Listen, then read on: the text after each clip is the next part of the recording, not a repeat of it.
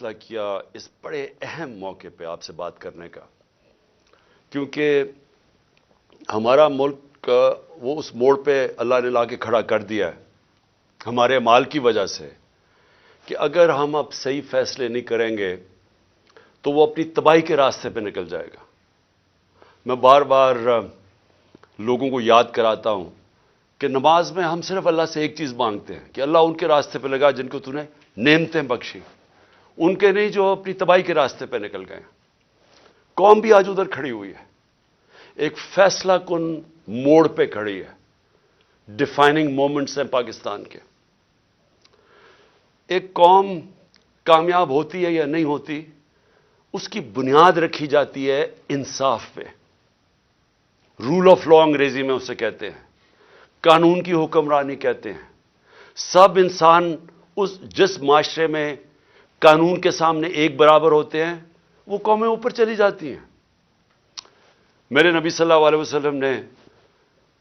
تقریباً 1500 سال پہلے کہا کہ جو قوم میں طاقتور جب جرم کرتا ہے اس کو نہیں پکڑتی اور صرف کمزور کو پکڑتی ہیں وہ تباہ ہو جاتی ہیں۔ آج اگر آپ نے ساری دنیا میں خوشحالی دیکھنی ہے اور غربت دیکھنی ہے تو ایک ہی چیز ہے جو فرق کرتی ہے، وسائل نہیں۔ جو قومیں خوشحال ہیں وہاں قانون کی حکمرانی ہے، رول آف لا ہے، انصاف ہے، اور جو تباہ ہیں وہ ساری وسائل کے باوجود جنگل کا قانون ہے، طاقت کی حکمرانی ہے،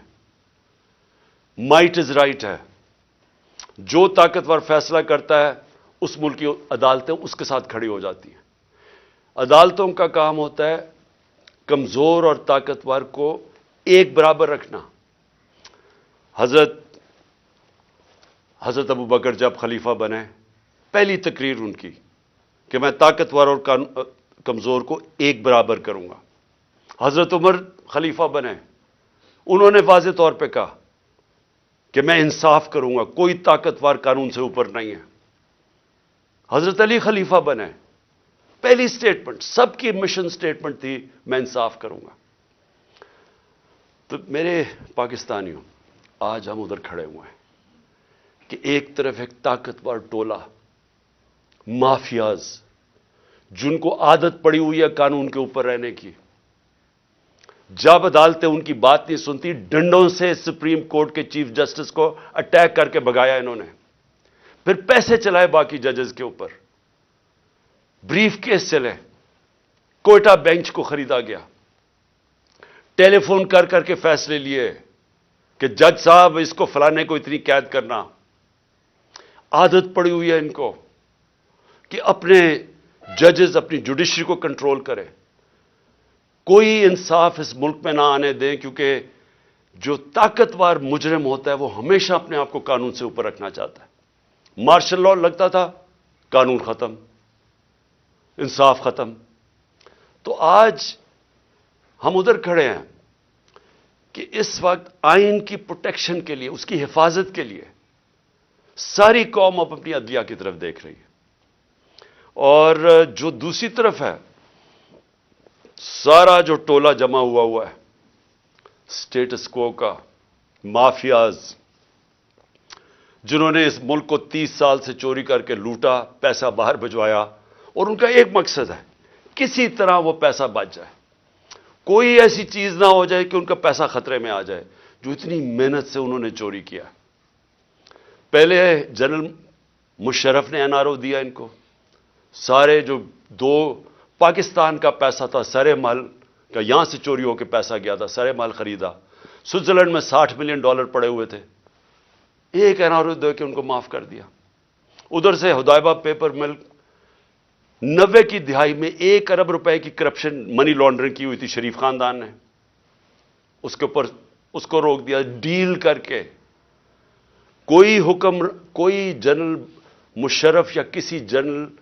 کو اختیار ہی نہیں دیا ہوا، کوئی آئین اختیار نہیں دیتا کہ آپ قوم کا پیسہ، کرپشن قوم کا پیسہ ہوتا ہے، گھر میں چوری ہوتی ہے تو میرا پیسہ ہے میں معاف کر دوں، لیکن قوم کی چوری کا پیسہ کوئی معاف نہیں کر سکتا۔ لیکن یہاں ہوا وہی صاحب اقتدار وہی مافیاز قانون کے اوپر آ گئے، اور میرے سارے 3 سال لگے رہے کہ جی ہمیں این آر او دو، جب وہ بلیک میل کریں کہ جی این آر او دو، اور بدقسمتی سے ان کو این آر او ملا، جنرل باجوہ نے ان کو این آر او دیا، اور اب ان کو مشکل پڑی ہوئی ہے کہ کسی نہ کسی طرح اس این آر او کو اب بچایا جائے، اور ان کو خطرہ صرف ایک آدمی سے ہے اور اس کی پارٹی سے، عمران خان اور تحریک انصاف سے۔ ساری کوششیں ہو رہی ہیں کہ کسی طرح عمران خان اقتدار پہ نہ آ جائے، اور اگر وہ آ گیا تو ان کا این آر او خطرے میں آ جائے گا۔ اپنی ذات کو بچانے کے لیے ملک کو تباہی کی طرف لے کے جا رہے ہیں، صرف اور صرف ذاتی مفادات کے لیے۔ یہ جو سارا ٹولہ کھڑا ہوا ہے اور ان کے پیچھے جو لوگ ہیں، وہ صرف ذات کے لیے اس ملک کو آج ادھر لا کے انہوں نے کھڑا کر دیا، اور وہ میں بتاؤں گا کہ ہم کھڑے کدھر ہیں آج۔ مجھے افسوس سے کہنا پڑتا ہے کہ ہمیں پتا تھا یہ ہونا ہے، یہ ساروں کو نظر آ رہا تھا کہ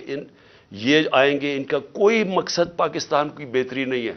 نہیں تو 30 سال ان دونوں خاندانوں نے باریاں لی ہیں، پاکستان تو بنگلہ دیش کے بھی پیچھے چلا گیا، تو اب انہوں نے کیسے ٹھیک کرنا تھا؟ تو سب کو پتا تھا یہ کیوں آ رہے ہیں، اور ان کو اوپر جب مسلط کیا گیا، اور اس کے اوپر میں بعد میں آتا ہوں۔ تو میں آج پہلے تو اپنی عدلیہ کو اپنی قوم کی طرف سے خراج تحسین پیش کرتا ہوں کہ ہماری ساری امیدیں اب پاکستان کی عدلیہ سے ہیں۔ بدقسمتی سے ماضی میں ہماری جو عدلیہ کا رول رہا ہے،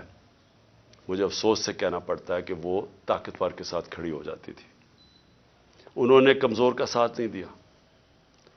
انہوں نے ہمیشہ وہ جو نظریہ ضرورت، ڈاکٹرن آف نیسیسٹی، اس کے تحت انہوں نے بدقسمتی سے ہماری جمہوریت کو بھی نقصان پہنچایا، کہ جدھر رول آف لا نہیں ہے، جدھر قانون کی حکمرانی نہیں ہے، وہاں جمہوریت نہیں ہے۔ کوئی یہ نہ سمجھے کہ جدھر جنگل کا قانون ہے وہاں جمہوریت آئے گی، ہو ہی نہیں سکتا۔ الیکشن تو ساری دنیا میں ہوتے ہیں، کون سے ڈکٹیٹر نے الیکشن کروائے، کون سی ڈیولپنگ دنیا میں الیکشنز نہیں ہوئے، لیکن جمہوریت نہیں ہے وہاں، کیونکہ جمہوریت تو آتی تب ہے جب رول آف لا ہو، اور رول آف لا آنے ہی نہیں دیا یہاں۔ مارشل لا لگتا تھا، ویسے ہی ڈاکٹرن آف نیسیسٹی، نظریہ ضرورت آ جاتی تھی، اور نہیں تو جب یہ دو جماعتیں آئی ہیں، انہوں نے اپنے آپ کو قانون کے اوپر رکھنا تھا، تو انہوں نے بھی عدلیہ کے نظام کو چینج کیا، جو ڈنڈے مار کے چیف جسٹس سجاد علی شاہ کو اس کے اٹیک کیا سپریم کورٹ کو، وہ ایک جمہوری حکومت نے کیا تھا۔